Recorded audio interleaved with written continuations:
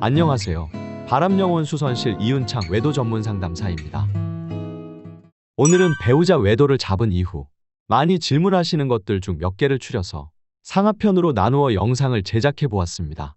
설명드리기에 앞서 만약 배우자 외도로 고민이 있으시다면 네이버 바람영혼 수선실 외도 상담 카페로 들어오셔서 여러 바람 대처글들과 정보들을 확인해 보시고 도움 얻어 가시길 바라겠습니다.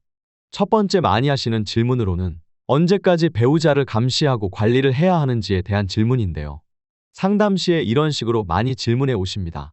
뒤에서 남편 감시하는 거 언제까지 해야 하나요? 저도 지치는데 마음이 수시로 불안해져서 자꾸 들여다보게 됩니다. 조금이라도 이상한 점이 포착되면 순간 정신이 나가기도 합니다.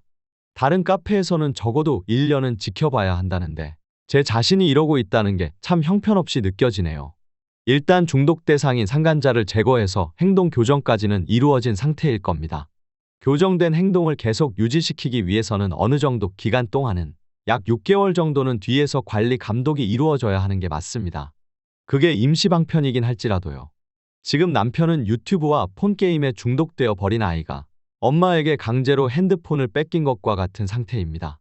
핸드폰을 뺏고 책상에 억지로 앉혀서 문제집을 펴는 데까지는 성공한 것이죠. 그럼 이제 내가 할 일은 핸드폰을 또 보진 않는지, 딴짓은 안 하는지, 숙제는 꾸준히 하는지 한동안 지켜보셔야 한다는 겁니다. 뒤에서 관리해 나가면서 그때그때 일어나는 감정을 내 마음대로 통제하기란 참 어렵습니다.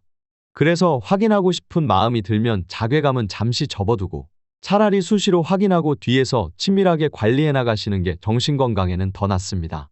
불안한 마음을 참으려고 하면 할수록 강박적인 행동을 보이게 됩니다. 오늘까지만 확인할까? 아침에 눈 뜨자마자 확인하고 싶은데 참아야 하나? 감정을 억압하면서 나에게 채찍질을 가하기보다는 내 불안한 감정을 어느 정도 인정하고 수용하시는 것이 좋습니다. 배우자가 바람펴서 나를 이미 한번 배신한 마당에 수상한 점이 또다시 발견되었을 때 감정이 널뛰게 되는 것은 당연한 반응입니다. 이때 자책하기보다는 나의 상처받은 마음을 먼저 토닥이고 다독여 주셔야 합니다. 상처를 수용하고 그 감정을 다독여야지만 감정이 순화되면서 한결 마음이 편해질 수 있습니다. 많이 하는 두 번째 질문으로는 배우자가 다시 바람을 필지, 이번 기회에 어떻게 확실하게 잡아야 할지에 대해서 많이 물어보십니다. 제각각 상황과 성향, 기질과 원인이 다르기에 또 바람을 필지 안 필지는 케이스 바이 케이스입니다.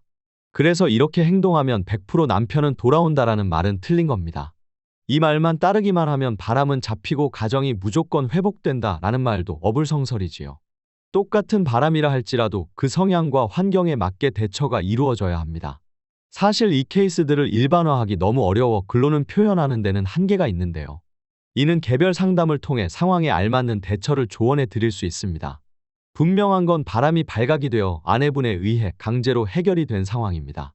즉, 자의가 아닌 타의에 의해 상황이 종결된 상태일 겁니다. 남편은 스스로 충동을 조절하기 어렵다는 걸 증명해냈습니다. 심리적으로는 내면이 빈약해 상황에 따라 태도가 수시로 바뀌는 사람이라는 것이죠. 그래서 바람을 또 필 가능성은 분명히 존재합니다. 남편의 바람기를 오로지 공포와 통제로만 컨트롤할 수 있다는 건 큰 오산입니다. 공포로 관리하며 형식적으로는 어느 정도 구색은 맞춰서 살 수는 있을 것입니다. 그러나 통제로 그 사람을 근본적으로 변화시키기는 어렵습니다. 예를 들어 책상 앞에 앉은 아이가 일주일, 1년, 2년 똑같은 자세를 매번 유지할 수 있을까요? 그 아이는 또 게임하거나 유튜브를 보고 싶은 무의식적인 욕구가 치솟겠지만 억지로 그 충동성을 억압시키고 있는 것뿐입니다. 새로운 여자 맛을 본 남편이 아내에게 혼나고 나서 잠시 동안 그 욕구를 억압한 것에 불과합니다. 공포와 통제로 바람을 잡아나가는 것은 임시방편이며 결국 관계 파탄으로 이어집니다. 물론 사람은 쉽게 바뀌지는 않습니다만 남편이 또 바람피지 않기 위해서는 근본적인 심리치료가 이루어지는 게 좋습니다. 상담사가 본인의 잘못된 행동과 심리적 원인에 대해 강하게 직면시켜 주어야 합니다. 피해 배우자의 감정에 공감하도록 도와주어야 하며 자신의 행동을 조금이라도 인지시키는 것. 더 나아가 문제의식을 가지고 깊은 반성과 성찰의 과정이 이루어져야 합니다. 그래야지만 부부 사이에 진정성 있는 소통이 이루어지면서 신뢰는 회복되고 상황이 자연스럽게 개선될 수 있습니다. 가정유지는 쉽게 할 수 있어도 근본적인 변화 없이는 가정회복이 절대 이루어질 수 없다는 점을 명심하셔야 합니다.